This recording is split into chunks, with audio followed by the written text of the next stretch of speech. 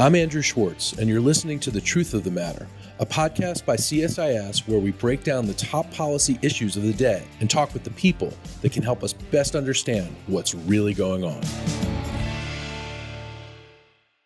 To get to the truth of the matter about something that's probably impossible to get to the truth of the matter about, we're on day 6 of the Israeli war against Hamas. We have with us Dr. John Alterman, the person who I turn to the most when it comes to the Middle East. John is our Middle East Program Director. He is our Brzezinski Chair and a Senior Vice President at CSIS. John, thanks so much for being here today on the podcast. Always good to see you, Andrew. So, John, there's a lot of assumptions about what's going to happen in the next days and weeks ahead. What are your thoughts? The assumption is that Israel is about to make a ground invasion of Gaza. I think the assumption is this will take several weeks. Israel will control the territory. I think there's an assumption that Hezbollah can be dissuaded from engaging. There's an assumption that the West Bank will stay quiet. There's an assumption that this is going to remain an Israel-Hamas war. I'm not sure it's going to remain an Israel-Hamas war. I'm not sure that Israel isn't going to encounter problems in Gaza that it doesn't anticipate, because one of the lessons we need to have learned from last Saturday is Hamas has capabilities that people hadn't assumed that Hamas had.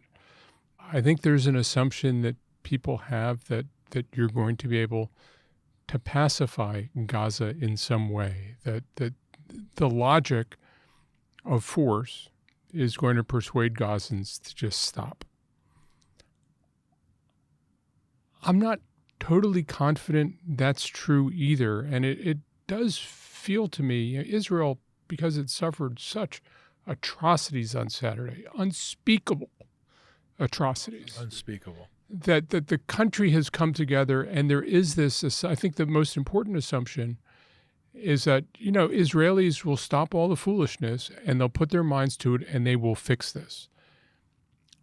I'm not sure that the tools the Israelis have in mind, that the tools the Israelis have at hand, that the problem that they're setting out to deal with this week, I'm not sure it lends itself to even the most national cohesion, the most national resolve.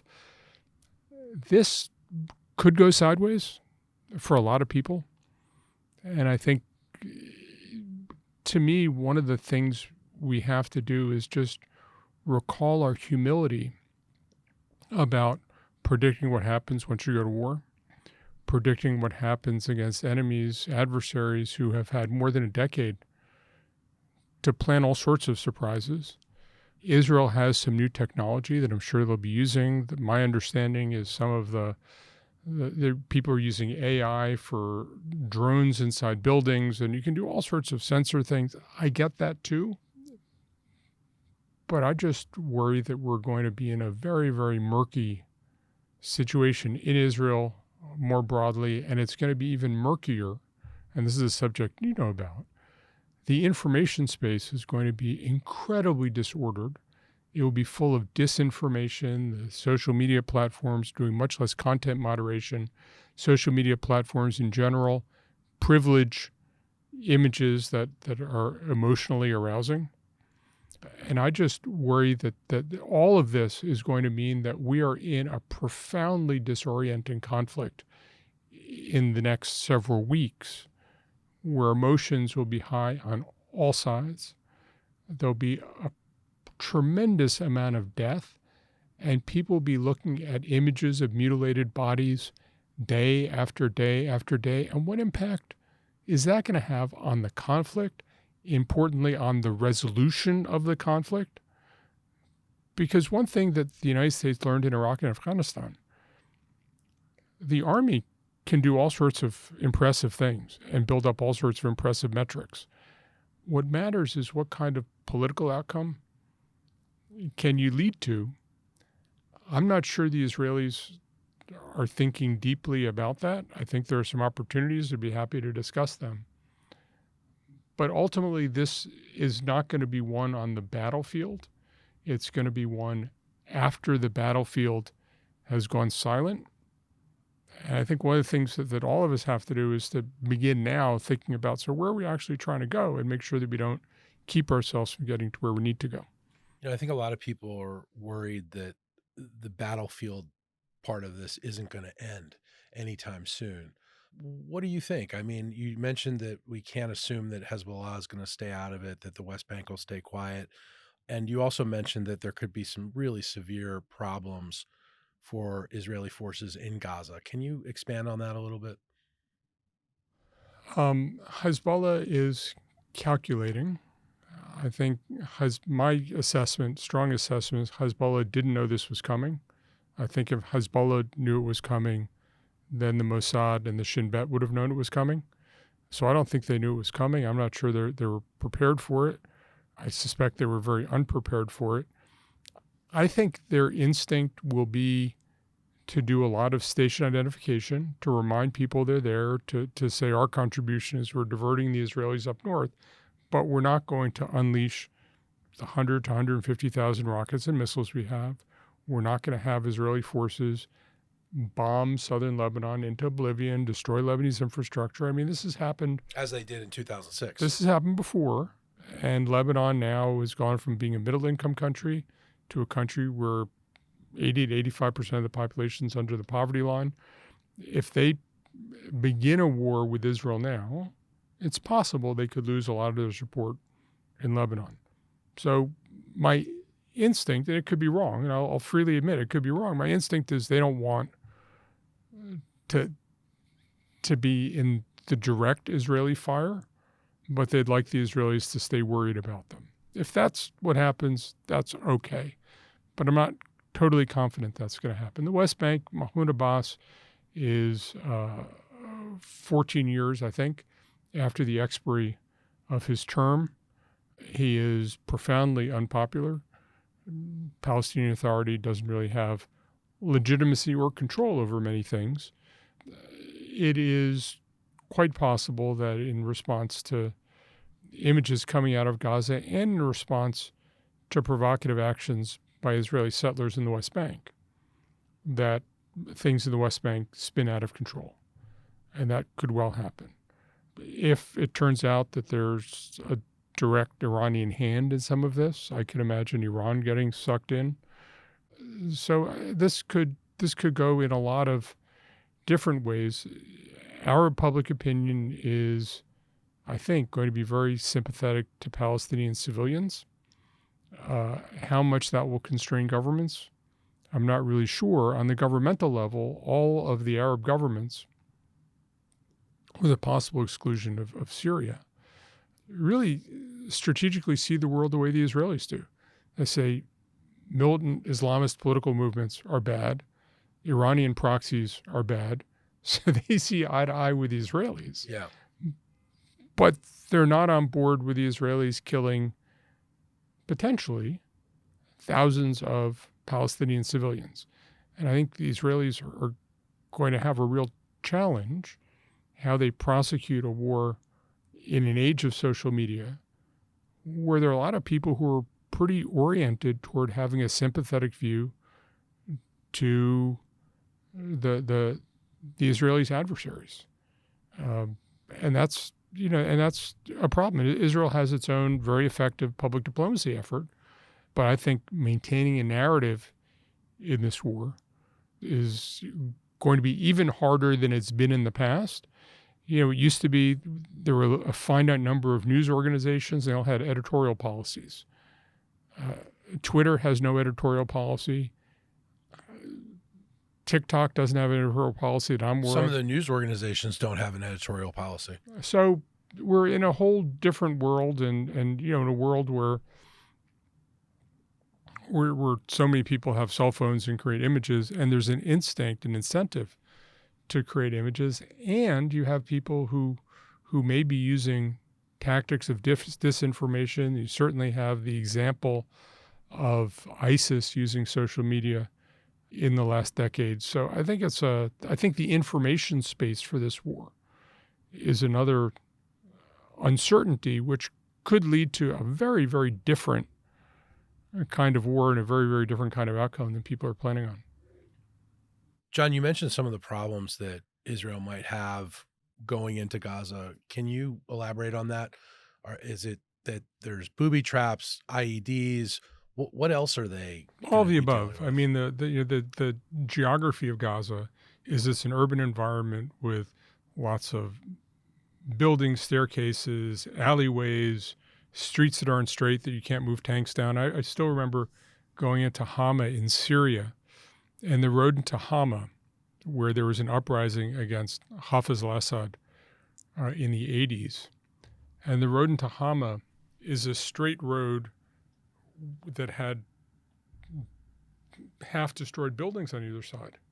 And I asked the driver, I said, well, they needed to straighten the road so you get the tanks in. So they just plowed through winding roads and neighborhoods and made straight lines to the center of Hama. It's hard to get heavy equipment into a lot of neighborhoods. I assume there are booby traps, cameras, IEDs hidden, and it's hidden everywhere. I mean, as we know from Iraq, you can have booby traps inside dolls. I mean, everything is a potential hazard. This is like the U.S. experience in Fallujah. It's look. So one of the differences is the Israelis have thought about this as a target for decades, so they're not trying to make it up as they go along in the same way as U.S. did in Fallujah. But the number of potentially hidden deadly risks is huge. And, the alternative is you just bomb things from the air, which leads to large numbers of civilian casualties. And Israel traditionally is sensitive to Israeli military casualties. So how they decide to prosecute this war it's a profoundly difficult military task. I'm not sure there's been a harder one, to be honest. Hamas is very inventive. They have been planning against the potential for an Israeli invasion, arguably for 15 years. And this may be about the most difficult military task anybody's ever faced. Anybody's ever faced. It might be. It might be. It's again, if you don't, you can certainly completely flatten the place, but Israel can't do that and maintain any international standing. And so, what the balance is going to be, I don't know. But it's a remarkably difficult set of tasks. So let's talk about that for a minute. Right now, public opinion, world opinion seems to be on the side of Israel. The atrocities on Saturday were unspeakable, as you said at the beginning of this podcast. And the images that are coming out on a daily basis from, all over, grandmothers being kidnapped, children being kidnapped, and worse. But as you said, as Israel starts to prosecute its campaign against Hamas, it's really difficult. And there's been bombings so far. There's also reports of a lot of casualties, civilian casualties in Gaza, buildings being flattened. And you hear rhetoric on the Israeli side where they say, things like there's going to be a new reality. And some saying we are going to flatten the place. I'm not sure they're going to do that. I don't think you're sure they're going to do that. But how long does Israel have before public opinion starts to turn against them? I mean, that's the $64,000 question, but it seems to me, as you're talking about the images from last Saturday, the news business is about new things. And when you have images coming out daily, the images that came out 2 weeks ago, 3 weeks ago, are not news anymore. It's the new images. And the balance will shift from 250 kids at a concert to something very different. And the power of that is I think, going to diminish in the international community for Israelis who knew kids who were killed, or for Israel, I've been told that in Israel, everybody's about 1 degree of separation away from somebody who was killed or kidnapped For sure. on Saturday. But for the rest of the world, it becomes distant. And what becomes urgent and present is what happened today, what happened yesterday, not what happened several weeks ago. So the Israelis, I think, have a fair bit of sympathy, and the world shares their outrage. But the outrage of equally innocent, in my mind, and not in the mind of everybody, but in my mind, equally innocent civilians who are likely to be killed in Gaza is just going to change the balance. You know, when we think about the concert or the rave that was attacked on Saturday, I read today that former retired Israeli general Israel Zin, who went there, jumped into his Audi and drove down the highway from Tel Aviv to get there with his pistol and fought off a bunch of terrorists. Public opinion in Israel, pretty united. How long do you think it stays united? It depends a lot on what happens. It depends on how Prime Minister Netanyahu operates with his war cabinet, with his political and security cabinet. There seems to be an effort by setting up this war cabinet to marginalize some of the more right-wing voices in his government and give him more space. How he handles that, is there a sense that he is moving to the center, or a sense that he's not listening to anybody? I don't know how that's going to play out. I don't know what some of the more right-wing ministers are going to think about how this war is being prosecuted, and I don't know how some of the more moderate people are going to feel about how the war is being prosecuted. So I think that's hard to say. The other thing, of course, is as we move from the most active warfighting, the voices for accountability are going to raise. And the issues of accountability for how they got to this point for Israel are profound. Israel is, as you know as well as anybody, this is a no BS society, and people put it all on the table. And the fact is, they were very confident they understood it. And there's a certain arrogance in the Israeli security establishment. Sure. And that arrogance, I think, was shown up by Hamas. So you're going to have, in many ways, Israel is going to have to be prosecuting, if not a ground war, at least some sort of occupation, amidst calls for accountability, investigations, really revelations of incompetence. And that's going to be hard to sort of manage the decline in violence at the same time that politicians are going to be fighting for their political lives. How that plays out, I think that's going to be very tricky in Israel. John, I want to ask you about the people who live in the south of Israel in places like Ashdod and Ashkelon, Sderot, some of the kibbutzim down there.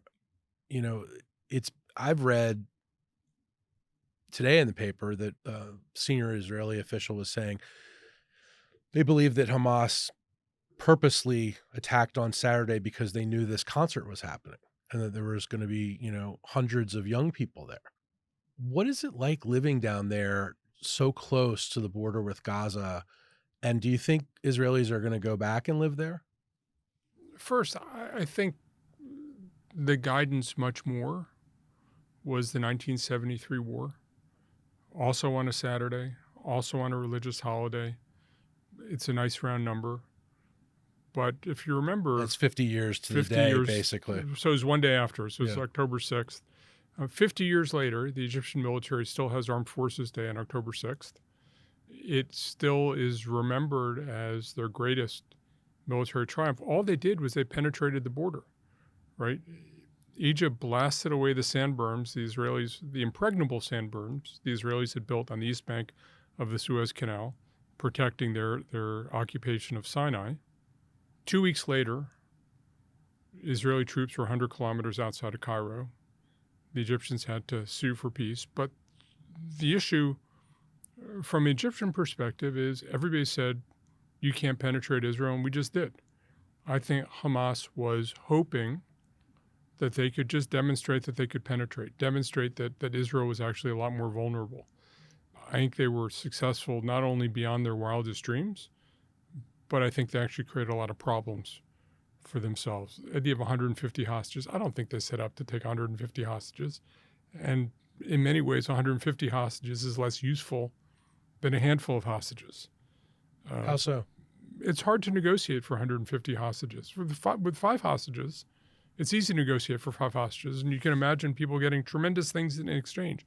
150, it's a hostage problem, and people just move ahead. So I think they were more successful than they intended, more successful than for their own good. But, there's another side to this. The folks in Gaza feel they're systematically dehumanized. Not only do they have to live in crowded, poor conditions, but in many cases they can't ever get out. There's nowhere to get out. You can't get out on the Egyptian side. You can't get out on the Israeli side. But if you want to emigrate to where? Nobody wants Gazans. So, Gazans have felt trapped. And there have been times when the Israeli military has moved into Gaza and people from the south have sort of perched on the hills and watched the military activity from afar. There's sort of been a sense of, the barrier is so high that those people, they could never get out. There was a level of... So when you're living there as an Israeli, you feel like there's enough of a barrier that what's going on in Gaza isn't going to impact you. My understanding is that most Israelis said, but that's why there's a fence around Gaza. It's not our problem. And, every time the Gazans get a little uppity, the Israeli military teaches them a lesson and it stops. And as you know, I'm sure you've heard as much as I have, Israeli security folks would talk about mowing the grass. It's unpleasant, but periodically you just have to do it. And you go in, you kill a bunch of Palestinians, and then they learn their place again. That was the Israeli view. And the Israeli view is it's not pleasant,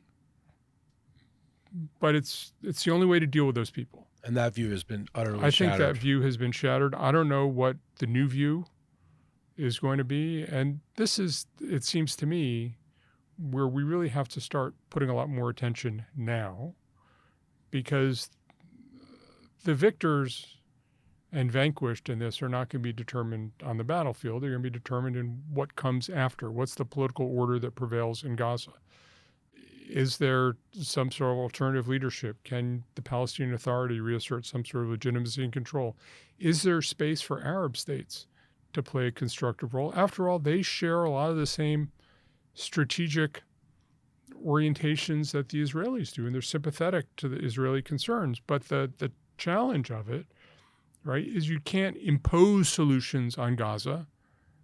You can't have a sort of Arab wrapping around an Israeli solution. There has to be a solution that Gazans feel belongs to them in some way.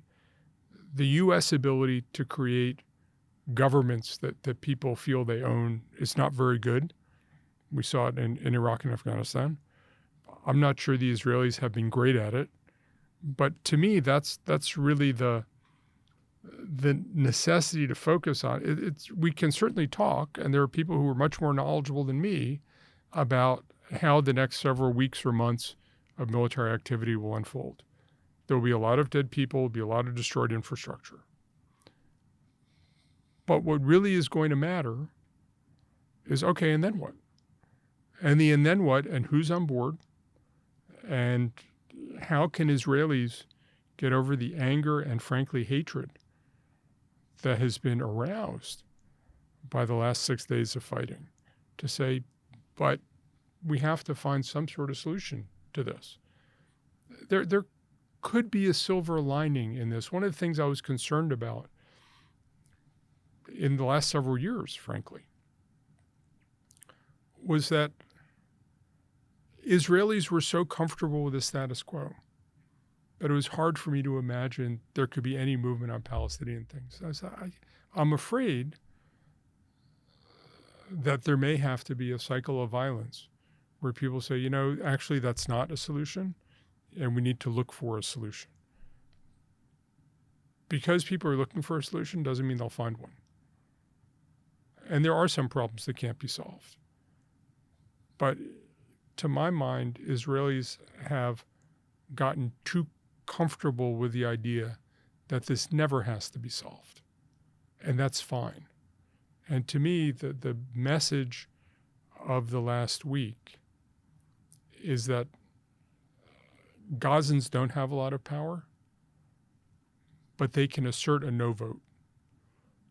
And this was not, I don't think, about Saudi-Israeli normalization. I think it was about Arab normalization in general with the Israelis, with the Abraham Accords, with a sense of we're just going to lock up Gaza and throw away the key, and we don't have to worry about them, and we'll just give them a few jobs, and we know how to play them, and it'll be fine. And this is not only Hamas, but I think a lot of people in Gaza saying it's not fine. And the question is, how do you go from that to something that's sustainable, to something that lets Palestinians have hopes for better life, lets Israelis have hopes for a better life? I don't know exactly what that looks like, but it has to be different from the situation that was prevailing last week. I think a lot of Israelis would say right now it's almost impossible to think about a solution to any of these problems when this is so viscerally egregious and so heartbreaking. I just wonder, how is this really an existential? I mean, this is beyond a threat. This is a threat to Israel's very existence, right? Isn't it? But the danger is that you take the absolutely heinous crimes of last weekend and say that's what 2 million Palestinians in Gaza are about, and therefore we have to punish them even more. We have to dehumanize them even more. There's no dealing with them. That's certainly one view, and I think some Israelis take that view. I just think the most heinous things don't represent the majority or even a large segment of folks in Gaza. I think there are people who do heinous things who need to be punished. There are people who condone heinous things who can turn away from condoning heinous things. I think we have to think, where do you want to be in 3 to 5 years? And the time to think about where you want to be in 3 to 5 years is now. And part of that has to be thinking about what is the political organization of this space going to be. Israel doesn't want to reoccupy it for good reason. So let's start planting the seeds for an alternative. So two questions. One, do you worry that Israel is going to cease to exist? That's one. The second is, if Israel won't occupy, what do you think could happen in its place? Do you think there's a coalition of Arab states that can work and police it? I can imagine some sort of Arab-endorsed government with some sort of authority that has some homegrown elements, that has legitimacy, that you can build over time, that can be there. I'll tell you, and let me go out on a limb here.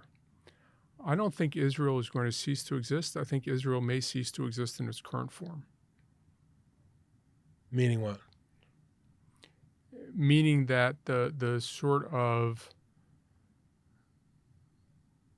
folks who embrace the liberal values of the West, who were the founders of the state of Israel, their descendants are either going to leave, and many Israelis can leave if they want to, and many Israelis have begun to leave.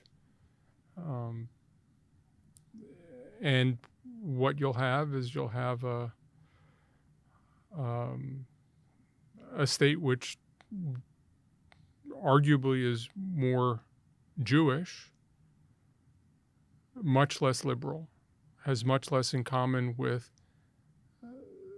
the states that have supported Israel through the years. And it will represent a majority of Israelis in the country, but it'll have a different relationship with democratic governments, with international Jewry. It'll be a state which, in many ways openly embraces treating people profoundly differently because of religion and citizenship. And there are countries in the world with which the United States has relations like that. Gulf states, for example. They have essentially three categories of people. They're the migrant workers, and they're the Western expats, and then there are citizens of the state. And I think our sense is that's not really a model we can be comfortable with. Does Israel really want to have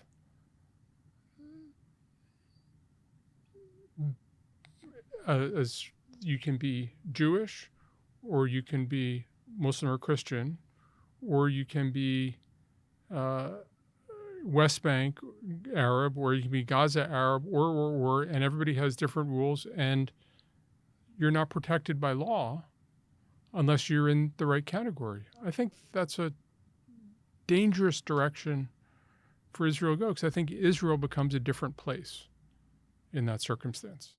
So that's one example of what people are talking about as being a paradigm shift in Israel. Another example is that, Israel doubles down on its Westernism, its democracy, its freedom. I guess we'll have to see. And that's, again, I think that's why it's important to think through where they're trying to get. And I understand all the anger, and I understand the repulsion at what happened. But A, I just don't think that represents everybody. And B, you have to